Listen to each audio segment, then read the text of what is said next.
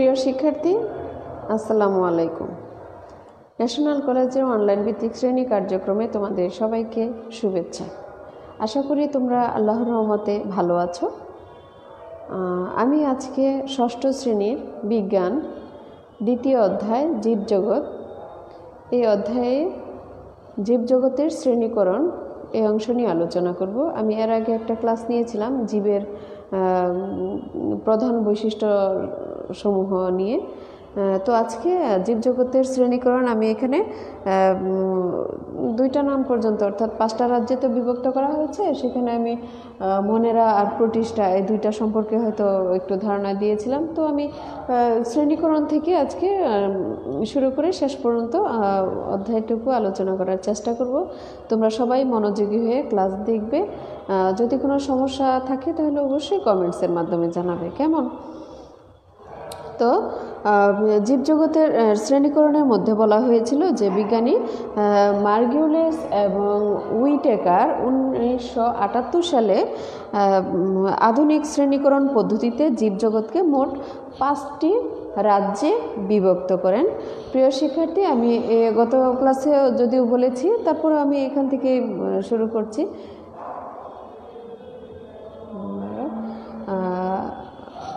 তো এখানে 5টা রাজ্যের নাম হচ্ছে মনেরা, প্রোটিস্টা, ফাঞ্জাই, প্ল্যান্টি, অ্যানিমেলিয়া।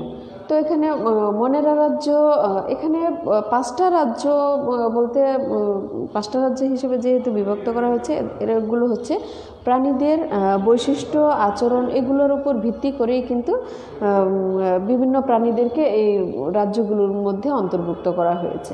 তো প্রথম রাজ্যের নাম হচ্ছে মনেরা।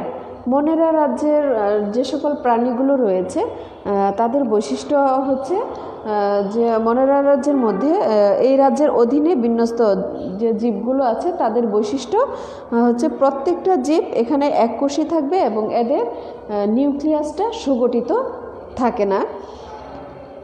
এরা খুবই ক্ষুদ্র এবং অণুবীক্ষণ যন্ত্র ছাড়া এদেরকে দেখা যায় না, যেমন রাইবোজোম, তারপরে হচ্ছে এরকম ক্ষুদ্র আণুবীক্ষণিক যে সকল জীবগুলো আছে সেগুলো হচ্ছে মনেরা রাজ্যের অন্তর্ভুক্ত। এরপরে হচ্ছে প্রোটিস্টা। প্রোটিস্টার মধ্যে এরা হচ্ছে আণুবীক্ষণিক বা ক্ষুদ্র একক, এরা দলবদ্ধভাবে অথবা এককভাবে বসবাস করতে পারে। আর এরা হচ্ছে এককোষী এবং এদের কোষের মধ্যে নিউক্লিয়াস সুগঠিত থাকে। প্রিয় শিক্ষার্থী, সুগঠিত নিউক্লিয়াসযুক্ত যে সকল প্রাণীগুলো আছে এবং এককোষী তাদেরকে প্রোটিস্টা রাজ্যের অন্তর্ভুক্ত করা হয়েছে। এরপরে হচ্ছে ফাঞ্জাই। ফাঞ্জাই হচ্ছে যে সকল অর্থাৎ এককোষী বহুকোষী যে সকল জীব আছে এদের মধ্যে ক্লোরোফিল নেই, অর্থাৎ এরা নিজের খাদ্য নিজেরা তৈরি করতে পারে না এবং এদের নিউক্লিয়াসটা সুগঠিত থাকে। এরা বিশেষ করে পরভোজী, অর্থাৎ পরের থেকে খাবার গ্রহণ করে থাকে। ওই সকল প্রাণীগুলোকে এই ফাঞ্জাই রাজ্যের অন্তর্ভুক্ত করা হয়েছে, যেমন ইস্ট, পেনিসিলিয়াম, তারপরে হচ্ছে মাশরুম, ইস্ট।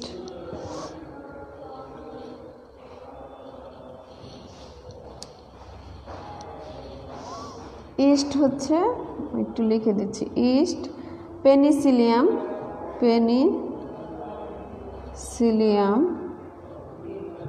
আর হচ্ছে মাশরুম। ফাঞ্জাই রাজ্যের অন্তর্ভুক্ত। এদের দেহে ক্লোরোফিল নাই, সেজন্য এরা পরভোজী আর সুগঠিত নিউক্লিয়াসযুক্ত, তারপরে হচ্ছে এককোষী বা বহুকোষী হয়ে থাকে। তারপরে হচ্ছে প্ল্যান্টি। এরা নিজেদের খাদ্য নিজেরা তৈরি করতে পারে, অর্থাৎ এরা হচ্ছে স্বভোজী আর এরা এককোষী বা বহুকোষী হতে পারে। এদের ক্লোরোফিলযুক্ত সেলুলোজ দ্বারা এদের দেহ নির্মিত থাকে আর এদের কোষ অবশ্যই সুগঠিত এবং নিউক্লিয়াস যুক্ত। প্রিয় শিক্ষার্থী, প্ল্যান্টি হচ্ছে এর অন্তর্ভুক্ত যে সকল জীব আছে সেগুলো হচ্ছে সকল সবুজ উদ্ভিদ প্ল্যান্টি রাজ্যের অন্তর্গত। আমি আরেকবার বলছি, এরা হচ্ছে ক্লোরোফিলযুক্ত, সেজন্য নিজের খাদ্য নিজে তৈরি করতে পারে। এদের কোষগুলো সুগঠিত এবং এককোষী বহুকোষী হতে পারে, বহুকোষী। তারপর হচ্ছে এদের কোষ প্রাচীর, বিশেষ করে কোষ প্রাচীর সেটা হচ্ছে সেলুলোজ দ্বারা নির্মিত থাকবে। আর এগুলো হচ্ছে সকল সবুজ উদ্ভিদ। এখানে এইগুলো ছাড়াও আছে সকল সবুজ উদ্ভিদ, যেমন আম, জাম, কাঁঠাল, তারপরে ছোট উদ্ভিদের মধ্যে হচ্ছে টেরিস, এ ধরনের সকল সবুজ উদ্ভিদকে বোঝানো হয়েছে। অ্যানিমেলিয়া এটা হচ্ছে প্রাণী রাজ্য। সকল প্রাণী অ্যানিমেলিয়া রাজ্যের অন্তর্ভুক্ত। এদের জীবে কিন্তু সেলুলোজ নির্মিত কোষ প্রাচীর থাকে না, অর্থাৎ উদ্ভিদ কোষের মধ্যে কোষ প্রাচীর থাকে, প্রাণী কোষের মধ্যে কোষ প্রাচীর থাকে না, সেজন্য এটা হচ্ছে সেলুলোজ নির্মিত কোষ প্রাচীর থাকে না।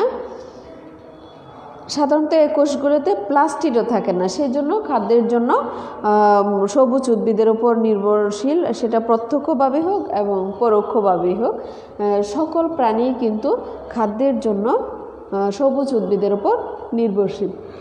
এখানে অ্যানিমেলিয়া রাজ্যের মধ্যে যেমন মাছ আছে, পাখি আছে, সরীসৃপ আছে, ব্যাঙ আছে, মানুষ আছে, বন্যপ্রাণী যেগুলো আছে, হাঁস, মুরগি, কুকুর, বিড়াল, এগুলো ইত্যাদি সকল প্রাণীর কথাই বোঝানো হয়েছে। প্রিয় শিক্ষার্থী, এখানে এই 5টি রাজ্য বলতে গেলে সব ধরনের জীব কিন্তু এই 5টা রাজ্যের মধ্যেই অন্তর্ভুক্ত আছে।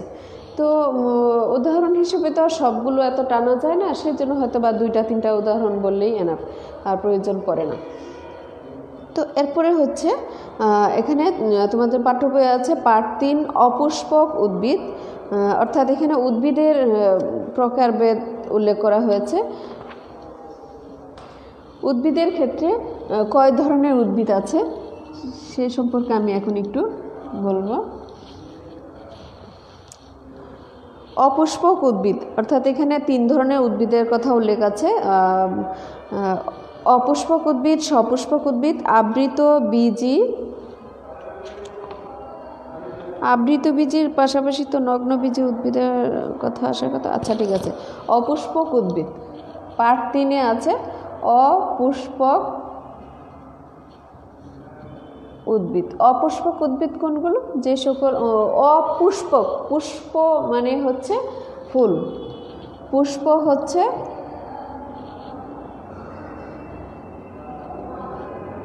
ফুল। অপুষ্পক উদ্ভিদ অর্থাৎ যে উদ্ভিদে ফুল হয় না, পুষ্প হয় না, সেটাই হচ্ছে অপুষ্পক উদ্ভিদ। তাহলে এরা বংশবৃদ্ধি করে কিভাবে? যদি ফুল না হয়ে থাকে তাহলে সেখানে ফলও তৈরি হবে না, তাহলে এরা বংশবৃদ্ধি করে কিভাবে? এরা হচ্ছে স্পোর বা রেণুর মাধ্যমে, স্পোর বা রেণুর মাধ্যমে বংশবৃদ্ধি করে থাকে, বা স্পোর বা রেণু সৃষ্টির মাধ্যমে প্রজনন সম্পন্ন করে। আর এদের দেহকে মূল, কাণ্ড ও পাতায় বিভক্ত করা যায় না, এজন্য এরা হচ্ছে সমাঙ্গ দেহী উদ্ভিদ।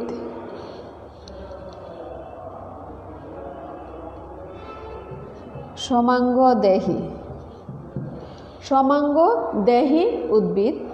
তো প্রিয় শিক্ষার্থী, এ ধরনের উদ্ভিদের মধ্যে কি কি আছে? যেমন স্পাইরোগাইরা আছে। আবার কিছু কিছু উদ্ভিদ আছে যেগুলোর কাণ্ড ও পাতা আছে, তো সাধারণত অন্যান্য উদ্ভিদের ন্যায় এদের মূল নেই, মূলের পরিবর্তে থাকে রাইজয়েড। এরা সবুজ ও সবুজই হয়ে থাকে। এখন মূলের পরিবর্তে কি থাকে? রাইজয়েড থাকে,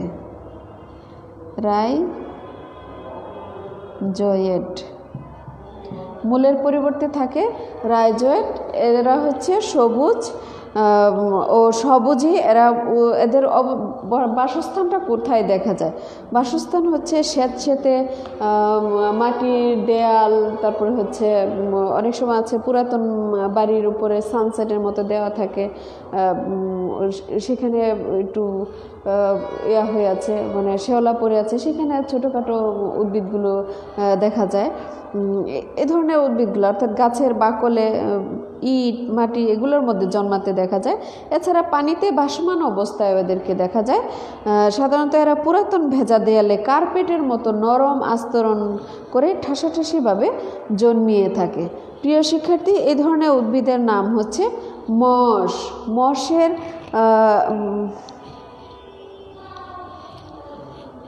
মস যেগুলোর মধ্যে দেখা যায় কাণ্ড ও পাতা রয়েছে, সেগুলো হচ্ছে কি ধানের এর মতো এরকম হয়ে থাকে।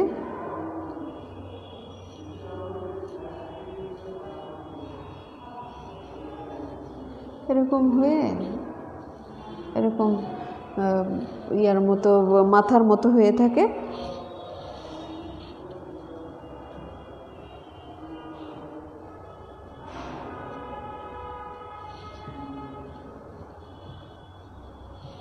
তো এরকম হয়ে থাকে মস যেটাকে বলা হয়। এগুলো একদম বেশি বড় হয় না, খুবই ভেজা দেয়ালের মধ্যে যেমন কার্পেটের মতো হয়ে থাকে, সেগুলোকে অনেক কাছাকাছি নিয়ে দেখলে এরকম মনে হয়ে থাকে। এছাড়া আরও কিছু আছে যে সবুজ উদ্ভিদ যেটা পুষ্প হয় না, আমি অপুষ্পক উদ্ভিদের কথা বলেছি। এটার তো একটার হচ্ছে মূল কাণ্ড পাতায় বিভক্ত করা যায় না, যেমন সমাঙ্গদেহী উদ্ভিদ যেটা বলেছিলাম যে স্পাইরোগাইরা, কিন্তু এটার বলা হয়েছে কাণ্ড ও পাতা আছে। এই ধরনের উদ্ভিদগুলো হচ্ছে মস। এখন এটা ছাড়াও আরেকটু উন্নত আছে, যেমন ফার্ন উদ্ভিদ বলা হয়। এদের দেহ মূল কাণ্ড আর পাতায় বিভক্ত করা যায়। মূল কাণ্ড আর পাতায় বিভক্ত করা যায়। বাড়ির পাশে স্যাঁতসেঁতে ছায়াযুক্ত স্থানে এবং পুরাতন দেয়ালের প্রাচীরের মধ্যে এরা প্রচুর পরিমাণে জন্মায়। যেমন ঢেকি শাক, সেটা কী ধরনের হয়ে থাকে দেখা গেছে এরকম হয়ে থাকে।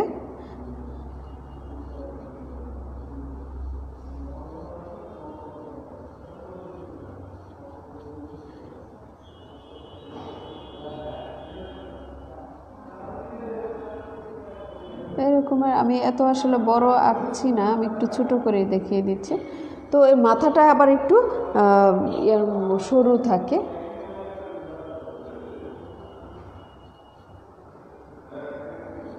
এরকম হয়ে থাকে।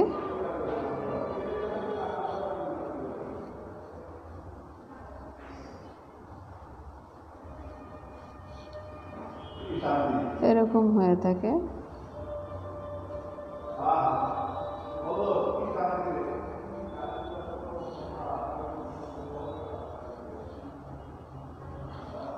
তো এদেরকে আবার দেখা গেছে মূল কাণ্ড ও পাতায় বিভক্ত করা যায়। এটাকে বলা হয় ঢেকি শাক। এরপরে হচ্ছে সপুষ্পক উদ্ভিদ। প্রিয় শিক্ষার্থী, সপুষ্পক উদ্ভিদ কোনগুলো? সপুষ্পক উদ্ভিদ আমাদের চারপাশে আমরা অনেক দেখে থাকি, অর্থাৎ আমরা বেশিরভাগ ক্ষেত্রে সপুষ্পক উদ্ভিদ দেখে থাকি। যেমন আম, জাম, কাঁঠাল, এই ধরনের যত উদ্ভিদ আছে এগুলো হচ্ছে সপুষ্পক উদ্ভিদ। এদের মধ্যে ফুল হয়, ফল হয়, আর এদের দেহটা খুবই সুস্পষ্টভাবে মূল কাণ্ড ও পাতায় বিভক্ত করা যায়। এখন এরা হচ্ছে আবার দুই ধরনের হয়ে থাকে, একটা হচ্ছে নগ্নবীজি আর একটা হচ্ছে আবৃতবীজি। সপুষ্পক উদ্ভিদ দুই ধরনের, নগ্নবীজি আরেকটা হচ্ছে আবৃত বীজি। অর্থাৎ যে সকল উদ্ভিদের বীজপত্রটা বীজ বাইরে থাকে, ফল ভিতরে থাকে, সেটা হচ্ছে নগ্নবীজি, এবং যেগুলা উদ্ভিদের ফলটা হচ্ছে বাইরে থাকে, বীজ ভিতরে থাকে, সেটা হচ্ছে আবৃত বীজি। তো এখানে আরেকটু বলছি যে এসব নগ্নবীজি উদ্ভিদের বেলায় এ সকল উদ্ভিদের ফুলে ডিম্বাশয় না থাকায় ডিম্বকগুলো নগ্ন থাকে। এসব ডিম্বক পরিণত হয়ে বীজে পরিণত হয়। যেমন সাইকাস গাছটা অনেকটা হচ্ছে নারিকেল গাছের মতো।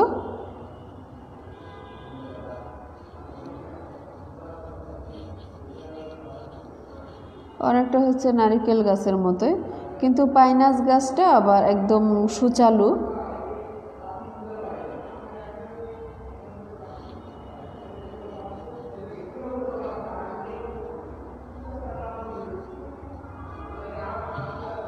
সাইকাস গাছটা হচ্ছে নারিকেল পাতার মতো একটু বড় বড় থাকবে, পাতাগুলো একদম নারিকেল পাতার মতোই হয়ে থাকে।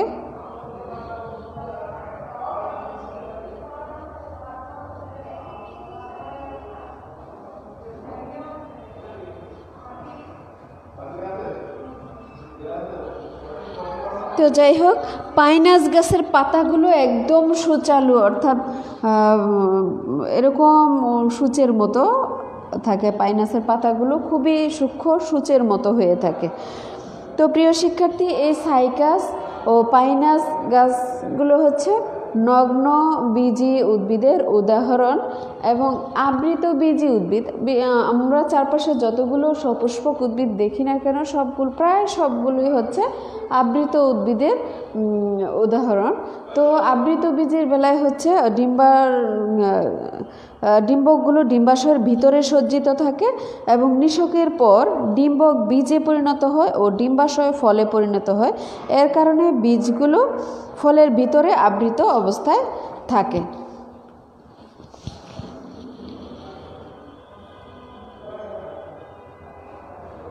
তো প্রিয় শিক্ষার্থী, এখানে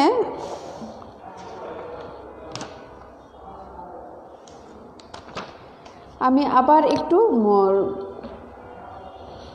পিছন থেকে বলছি যে উদ্ভিদের বেলায় এখানে উদ্ভিদের যে প্রকারভেদ আছে সেটা হচ্ছে প্রথমত হচ্ছে দুই ধরনের। সেটা হচ্ছে সপুষ্পক উদ্ভিদ, অপুষ্পক উদ্ভিদ। অপুষ্পক উদ্ভিদের বেলায় দেখা গেছে ওখানেও আবার তিনটা প্রকারভেদে আছে, যেমন সমাঙ্গদেহী, আবার হচ্ছে অপুষ্পক উদ্ভিদের বেলায় আমি আরেকটু লিখে নিচ্ছি।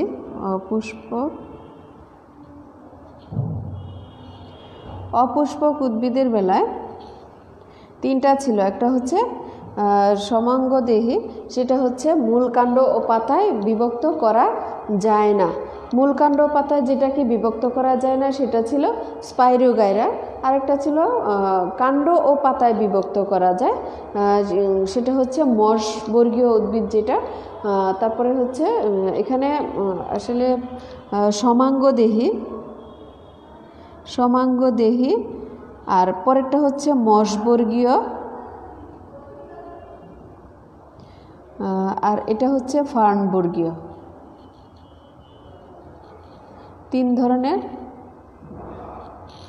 তিন ধরনের উদ্ভিদ আছে অপুষ্পক উদ্ভিদের বেলায়: সমাঙ্গদেহী উদ্ভিদ, মশবর্গীয় উদ্ভিদ ও ফার্নবর্গীয় উদ্ভিদ। এখানে সমাঙ্গদেহী সেটা হচ্ছে কোনো মূল কাণ্ড ও পাতায় বিভক্ত করা যায় না, যেমন স্পাইরোগাইরা। আর মশবর্গীয়, এটা হচ্ছে পাতা ও কাণ্ডে বিভক্ত করা যায়, সেটা হচ্ছে মশবর্গীয় উদ্ভিদ। আরেকটা উদ্ভিদ হচ্ছে পাতা, কাণ্ড ও মূলে বিভক্ত করা যায়, সেটা হচ্ছে ফার্নবর্গীয় উদ্ভিদ। অর্থাৎ উদাহরণ হিসেবে এখানে ফার্নের কথা বলা হয়েছে। তো আর সপুষ্পক উদ্ভিদের বেলায় যে সকল উদ্ভিদে ফুল ও ফল হয়ে থাকে তাকে সপুষ্পক উদ্ভিদ বলা হয়ে থাকে। এটা হচ্ছে দুই ধরনের, একটা হচ্ছে নগ্নবীজি আর একটা হচ্ছে আবৃতবীজি। তো নগ্নবীজি যে সকল উদ্ভিদের ডিম্বকগুলো নগ্ন অবস্থায় থাকে, অর্থাৎ এদের ডিম্বাশয় থাকে না বিদায় ডিম্বকগুলো নগ্ন অবস্থায় থাকে, আর এই ডিম্বক পরিণত হয়ে বীজে পরিণত হয়, যার ফলে দেখা গেছে যে বীজটাকে ফল বলা হয়ে থাকে। অর্থাৎ বীজ বাহিরে থাকে, ফল হলেও সেটা ভিতরে থাকবে। তো যেমন সাইকাস, পাইনাস। তো আবৃত বীজের বেলায় হচ্ছে যে ডিম্বকগুলো ডিম্বাশয়ের ভিতরে থাকে, সজ্জিত থাকে, যার ফলে নিষেকের পর ডিম্বক বীজে পরিণত হয় এবং ডিম্বাশয়টা ফলে পরিণত হয়। এই ডিম্বাশয়ের ভিতরে যেহেতু ডিম্বক থাকে, সেজন্য ডিম্বাশয় বাহিরে ফলের সৃষ্টি করে থাকে এবং ডিম্বকটা বীজে পরিণত হয় আর বীজটা ফলের ভিতরে থাকে, সেই জন্য এটাকে আবৃত বীজই বলা হয়েছে। তো প্রিয় শিক্ষার্থী, আমরা যতগুলো ফলের গাছ দেখি না কেন, সবগুলোতে প্রায় সবগুলোতেই কিন্তু বেশিরভাগই আমরা দেখে থাকি যে আবৃতবীজী উদ্ভিদগুলো দেখে থাকি। তো প্রিয় শিক্ষার্থী, আমি আজকে জীবের শ্রেণীকরণ ও উদ্ভিদ সম্পর্কে আলোচনা করলাম। আমি পরবর্তী ক্লাসে প্রাণীর শ্রেণীকরণ রয়েছে, আমি সে সম্পর্কে আলোচনা করব।